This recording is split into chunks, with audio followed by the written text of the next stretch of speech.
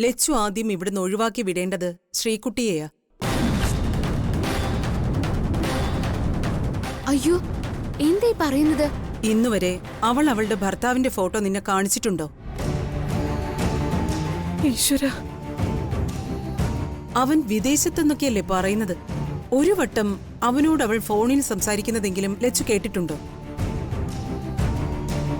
അവനും അവളും ഡിവോഴ്സിന്റെ വക്കിലാണെന്നാ കേട്ടത്. അതുമാത്രമല്ല, സഞ്ജുവിനെ റാഞ്ചി എടുക്കാനാ കാഞ്ചന മോളെ ഇവിടെ കൊണ്ട് നിർത്തിയതെന്ന ശ്രുതിയുമുണ്ട്.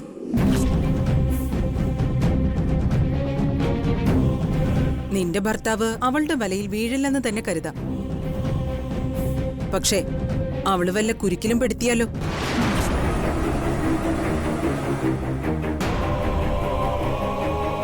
എന്താവശ്യത്തിനും നീ എന്നെ വിളിച്ചാ മതി. ഇപ്പൊ വേറെ പ്രശ്നങ്ങളൊന്നുമില്ല. പ്രശ്നം ഉണ്ടാവരുതെന്നാ ഞങ്ങളുടെയും ആഗ്രഹം.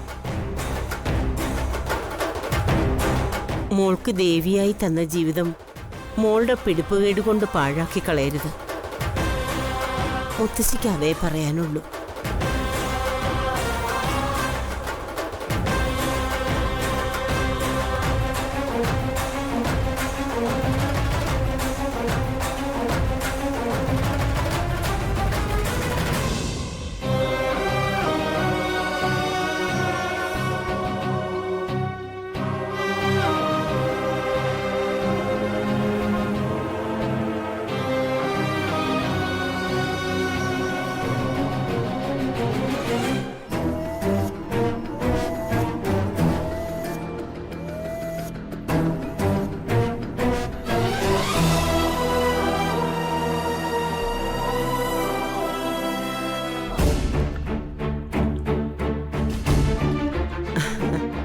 മോളെ ഒന്ന് കണ്ടു കഴിഞ്ഞപ്പോ മുത്തശ്ശിക്ക് എന്ത് സന്തോഷമായെന്നോ.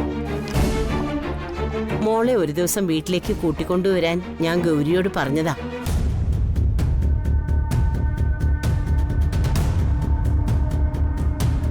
ലച്ചു മംഗലശ്ശേരിയിലെ മരുമകളാണെന്ന കാര്യമൊന്നും അമ്മയ്ക്ക് അറിയില്ലായിരുന്നു.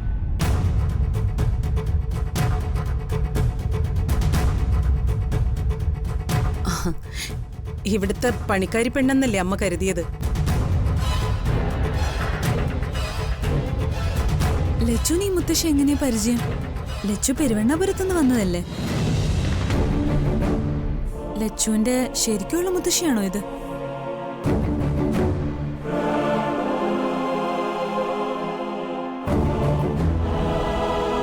ഇതെന്റെ ശരിക്കുള്ള മുത്തശ്ശിയല്ല. ഞാൻ ഈ മുത്തശ്ശിയെ കണ്ടത്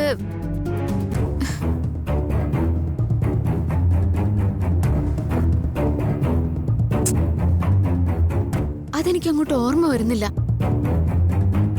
എവിടെ വെച്ച് ഞാൻ കണ്ടത്?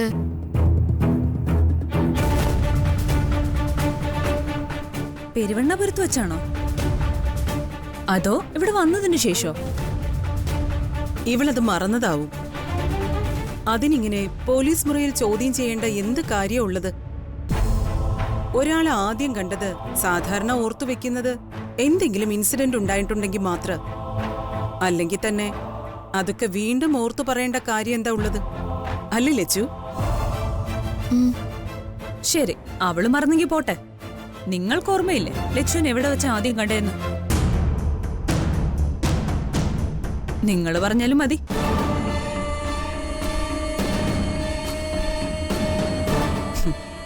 ലച്ചുവിനെ കാണാൻ അവളുടെ പരിചയത്തിലുള്ള മുത്തശ്ശി വന്നത് ഇഷ്ടമായിട്ടില്ല അല്ലേ? ഇങ്ങനെ വന്ന് ചോദ്യം ചെയ്യാൻ ലച്ചുവിന് ഈ വീട്ടിലുള്ളതിനേക്കാൾ എന്ത് അധികാരവും അവകാശവും നിനക്കുള്ളത്? അതൊന്ന് പറഞ്ഞു തന്നാ കൊള്ളാം. ഇനി നിന്റെ അനുവാദം വാങ്ങിയിട്ട് വരാൻ വേണ്ടിയാ.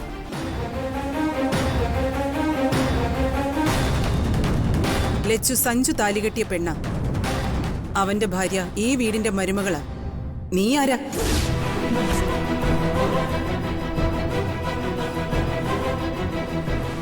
ഗൗരി, നീ നിന്റെ അമ്മയെ വിളിച്ചോണ്ട് പോകാൻ നോക്ക്. ഇവിടെ വിഷം കലക്കാനാണ് ഗൗരി ശ്രമിക്കുന്നതെങ്കിൽ ഞാൻ ജീവിച്ചിരിക്കുമ്പോ അത് നടക്കില്ല. ഇവളും ശ്രീദേവിയും തമ്മിൽ എന്ത് വ്യത്യാസം ഉള്ളത്? അത് മനസ്സിൽ വെച്ച് വേണം എന്നോട് സംസാരിക്കാൻ. നിങ്ങൾ വഴക്കുണ്ടാക്കാതെ ഒന്ന് പോവണേ. ഇങ്ങനെയാണെങ്കിൽ ആരും ഇങ്ങോട്ട് വരണ്ട. ഏയ്, ഒരു വഴക്കുമില്ല ലച്ചു. എന്റെ പാവം അമ്മയ്ക്ക് നിന്നെ ഒന്ന് കാണണമെന്ന് പറഞ്ഞു. അമ്മയുടെ മാനസിക നില ഇപ്പോഴാ ഒന്ന് നേരെയായത്. ഞാൻ അമ്മയും കൊണ്ട് വന്നത് ഇവിടെ താവളമടിച്ച് കിടക്കുന്ന ചിലർക്ക് രസിച്ചിട്ടില്ല. ലച്ചുവാ ഇതിനൊക്കെ മറുപടി പറയേണ്ടത്. നാളെ ലച്ചുവിന്റെ ബന്ധുക്കൾ വന്നാൽ ഇതുപോലെ തന്നെയല്ലേ ചോദിക്കുക? എനിക്ക് വേണ്ടി ആരും സംസാരിക്കണ്ട. നിങ്ങൾ വാ വാ മുത്തശ്ശി, വാ.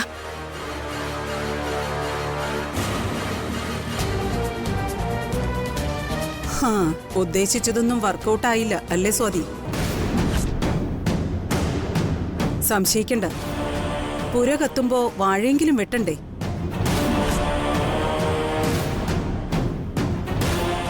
ലച്ചുവിന്റെ നഷ്ടപ്പെട്ട ഓർമ്മയിൽ നിഴൽ പോലെ എന്തെങ്കിലും അവശേഷിക്കുന്നുണ്ടോന്ന് ചോദിച്ചാൽ ഉണ്ട്. അതെന്റെ അമ്മയാ. ദൈവം എനിക്ക് തന്ന പിടിവള്ളിയത്. ഡോക്ടർ ഡൊമിനിക്കുമായി ഞാൻ സംസാരിച്ചിരുന്നു. എന്റെ അമ്മയിലൂടെ ഒരു പരിധിവരെ ലക്ഷ്മിക്ക് നഷ്ടപ്പെട്ട ഓർമ്മകൾ തിരിച്ചു കൊണ്ടുവരാൻ കഴിയുന്ന ഡോക്ടർ പറയുന്നത്.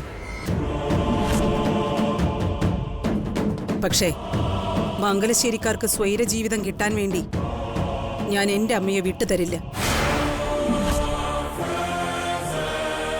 ഇനി ലക്ഷ്മിയെ നിങ്ങൾ പുറത്താക്കാൻ ശ്രമിച്ച അവളെ കൂടെ കൊണ്ടുപോവാൻ ഞാൻ വരും.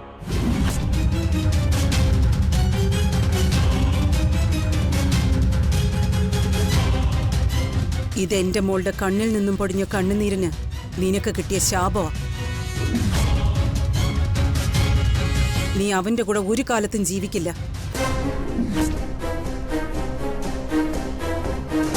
ഇനിയൊരു വിവാഹ ജീവിതമില്ലെന്ന് ശബ്ദമെടുത്തിരിക്കുക എന്റെ മോള്.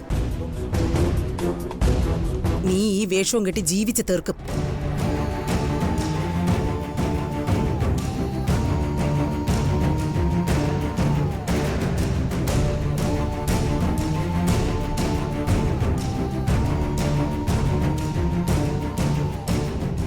അവൾക്കറിയില്ല സത്യത്തിൽ ലക്ഷ്മി ആരാണെന്ന്.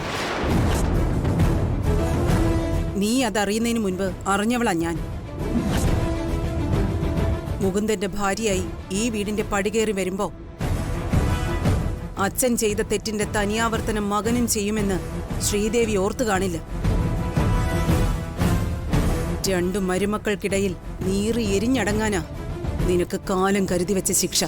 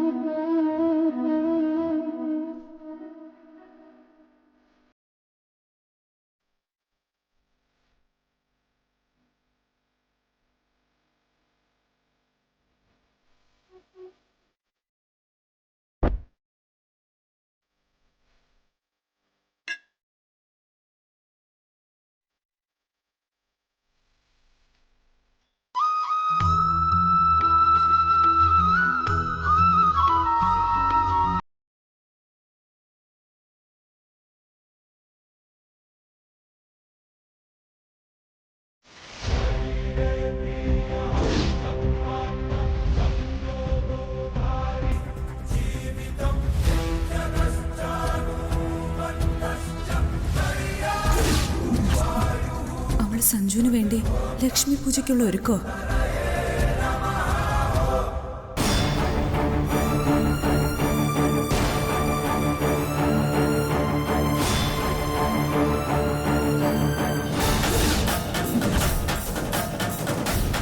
ദേവി, എന്റെ ഭർത്താവിന്റെ ആയുസിനെ കാത്തുകൊള്ളണേ. സഞ്ജുവേട്ടൻ നിന്റെ കഴുത്തി കെട്ടിയ താലി എന്റെ മരണം വരെ എന്റെ കഴുത്തിലുണ്ടാവണേ.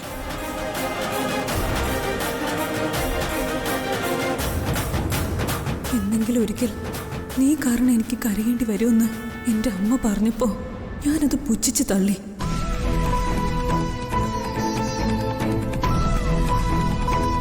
അമ്മയുടെ വാക്കുകള് ഇന്ന് സത്യമായി.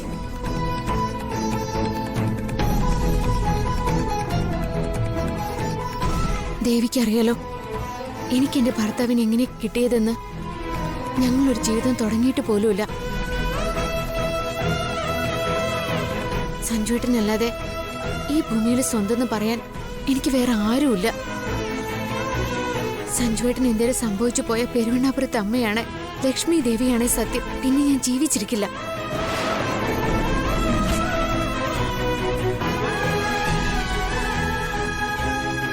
എന്റെ സഞ്ജുവേട്ടനെ ദേവി എന്നിൽ നിന്ന് അകറ്റി കൊണ്ടുപോവില്ല എന്ന് എനിക്കറിയാം.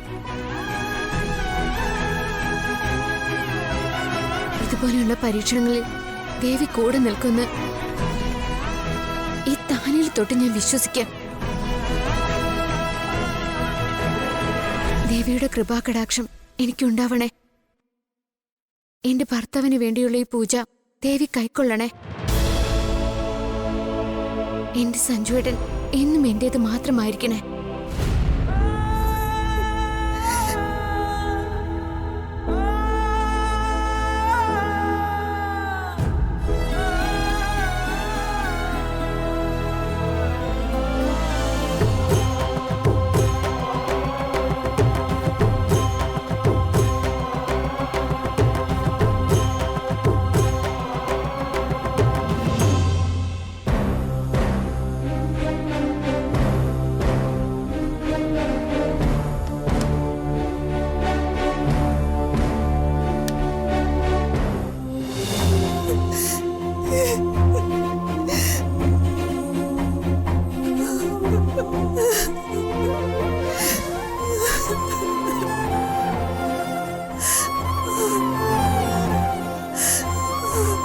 എന്താ സ്വാതി, എന്തിനാ നീ കരയുന്ന?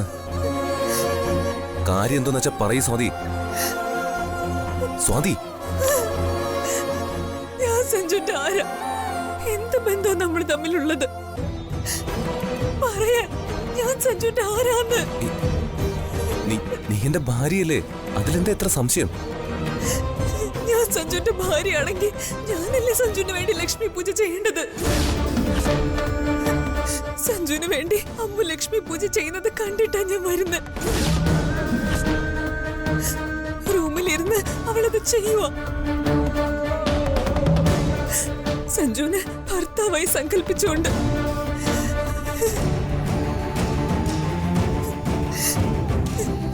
ഇതുവരെ എല്ലാം ഞാൻ സഹിച്ചു. ക്ഷമിക്കാവുന്നതിന്റെ പരിധിക്കപ്പുറം ഞാൻ ക്ഷമിച്ചു. ഇനി വയ്യ. ഇനി എനിക്കിത് താങ്ങാൻ വയ്യ സഞ്ജു. സ്വാതി, അവൾ എന്തെങ്കിലും പൂജ നടത്തിയാൽ നമ്മൾ എങ്ങനെ അത് ബാധിക്കുക? ഒരാൾക്ക് ആർക്ക് വേണമെങ്കിലും പൂജയോ വഴിപാടുകളോ നടത്തിക്കൂടെ? സ്വാതി, നീ അതിനെ ആ സെൻസിലെടുക്ക്. ലക്ഷ്മി പൂജയെ പറ്റി എന്തറിഞ്ഞിട്ടാ സഞ്ജു സംസാരിക്കുന്നത്? എനിക്ക് ഈ പൂജകളിലൊന്നും വിശ്വാസമില്ല. എനിക്ക് വിശ്വാസമുണ്ട്. ഇന്നലെ വരെ എന്റെ ഭർത്താവിന്റെ ബെഡ്റൂമിൽ കയറി ഇറങ്ങിയതും ഭാര്യ ചമഞ്ഞ് നടന്നതും പോലെയൊന്നും അല്ല അവൾ ഇപ്പൊ കാട്ടിക്കൂട്ടുന്ന. ഒരു പുരുഷന് വേണ്ടി ലക്ഷ്മി പൂജ നടത്തുന്നവള് അയാളുടെ ഭാര്യയായിരിക്കണം. അയാള് അഗ്നിസാക്ഷിയായി താലി കെട്ടിയ പെണ്ണായിരിക്കണം. സഞ്ജു താലി കെട്ടിയ പെണ്ണ് ഞാനാ, അല്ലാതെ ലക്ഷ്മി അല്ല. അവൾ ഈ പൂജ ചെയ്യാൻ പാടില്ല. അത് ദോഷമായി തീരുമെന്ന് മനസ്സിലാക്കി അവളെ തടയാൻ ഇവിടെ ആരുമില്ലേ? സഞ്ജുന് കോമഡിയായി തോന്നും. എനിക്കങ്ങനെയല്ല. എന്റെ മനസ്സാ പൊള്ളി പോയത്. ഞാൻ അണിഞ്ഞ ഈ താലിക്ക് എന്ത് വിലയാ ഉള്ളത്? സഞ്ജു ഒന്ന് പറഞ്ഞതാ. ഏതോ ഒരാള് കെട്ടിയ താലി സഞ്ജുവിന്റേതാണെന്ന് അവള് പറഞ്ഞു നടന്നിട്ടും അത് ക്ഷമിച്ചവളാ ഞാൻ. ഇനി എനിക്കതിന് വയ്യ സഞ്ജു. വീണ്ടും വീണ്ടും ഒരു കോമാളിയാവാൻ എനിക്ക് കഴിയില്ല.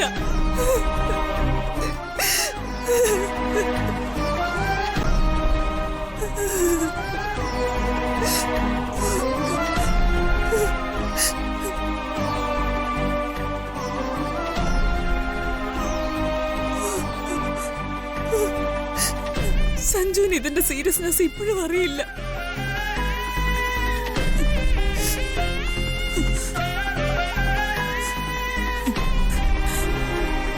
പൂജ അവിടം കൊണ്ട് തീർന്നു എന്ന് സഞ്ജു കരുതേ വേണ്ട. ഇനിയാ സഞ്ജു ഞെട്ടാൻ പോകുന്നേ. ശരിക്കുള്ള പൂജയ്ക്ക് പങ്കാളിയാവേണ്ടത് ഭർത്താവാണെന്ന് ഞാൻ കേട്ടിട്ടുണ്ട്. അവൾക്ക് മുന്നിൽ ഭർത്താവായി സഞ്ജു നിൽക്കണം. സഞ്ജു തയ്യാറായി നിന്നോ? ഭർത്തൃപൂജയ്ക്ക് അവൾ ഉടനെ വരുന്നുണ്ട്. അവളുടെ സീമന്തത്തിൽ സഞ്ജുവിന് കുങ്കുമം വയ്ക്കേണ്ടി വരും. അപ്പൊ സഞ്ജുവിന് മനസ്സിലാവും എന്നെ ഇത്രത്തോളം വേദനിപ്പിച്ചത് എന്താണെന്ന്, ഞാൻ എങ്ങനെ അപമാനിതയായെന്ന്.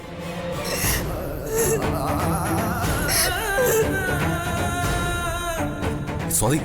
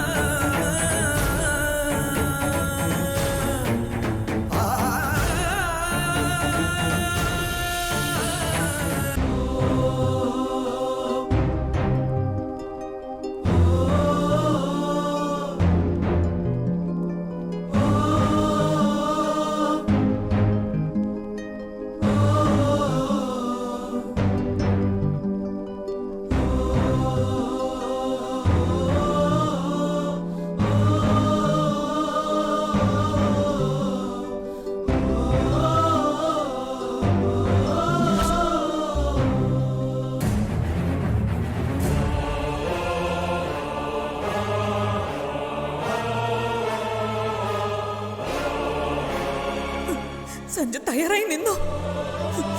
ഭർത്തൃപൂജയ്ക്ക് അവൾ ഉടനെ വരുന്നുണ്ട്.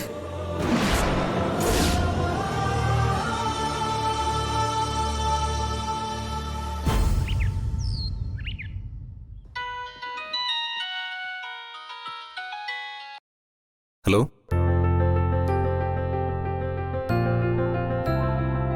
ഞാൻ ഉടനെ ഇറങ്ങാം. സഞ്ജുട്ടാ പോവില്ലേ? സഞ്ജുട്ടാ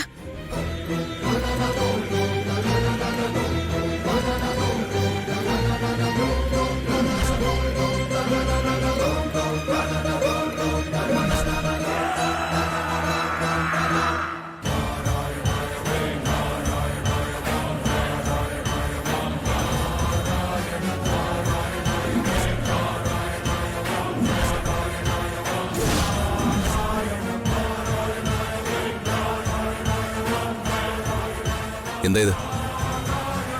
അത് സഞ്ജുവേട്ടൻ എതിർത്തൊന്നും പറയരുത്. സഞ്ജുവേട്ടന് വേണ്ടിയുള്ള എന്റെ ലക്ഷ്മി പൂജയാ.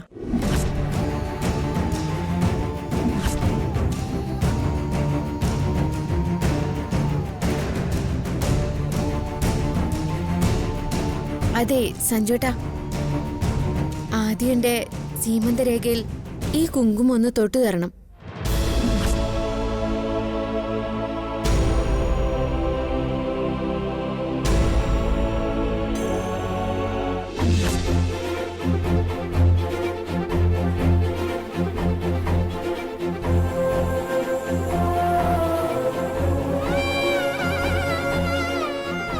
സഞ്ജുട്ടാ, സഞ്ജുട്ടാ കുങ്കുമം വെച്ചതാ.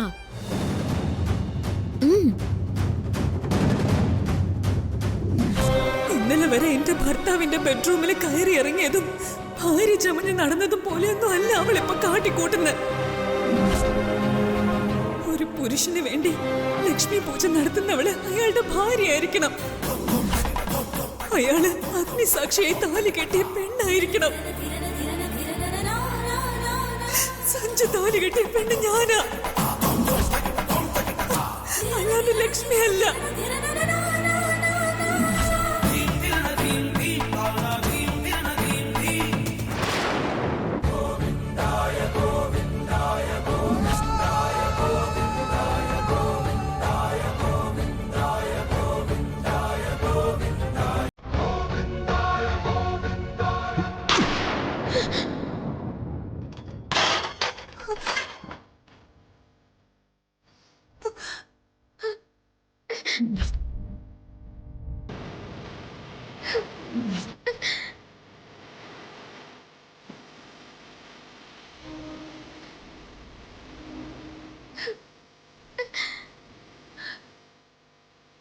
സഞ്ജുവേട്ടാ ആർക്കും വേണ്ടി നീ കോപ്രങ്ങളൊക്കെ കാണിച്ചു കൊടുക്കുന്ന എനിക്ക് വേണ്ടിയാണെങ്കിൽ എന്റെ ജീവൻ രക്ഷിക്കാൻ നീ എന്റെ ആടി.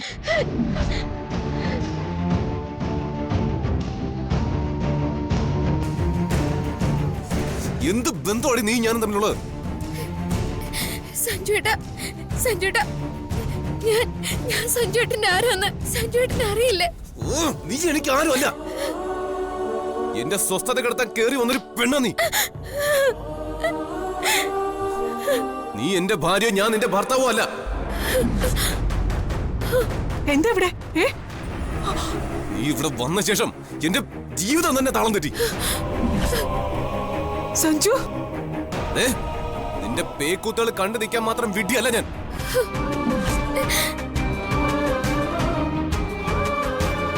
ഇനി നിന്റെ ഒരാവശ്യം എനിക്കില്ല. സഞ്ജു മോനെ. അയ്യോ,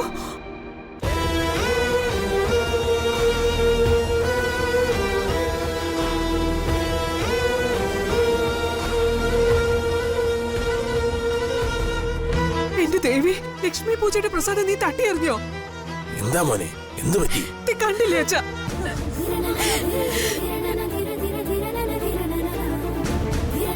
സഞ്ജു, നീ കാണിച്ചത് ഈശ്വരൻ നിന്നെയാ. എനിക്ക് ലക്ഷ്മി പൂജ ചെയ്യാൻ അവൾക്ക് എന്ത് അവകാശമുള്ളത്? ആ പൂജ ചെയ്യേണ്ടതേ സ്വാതിയാ.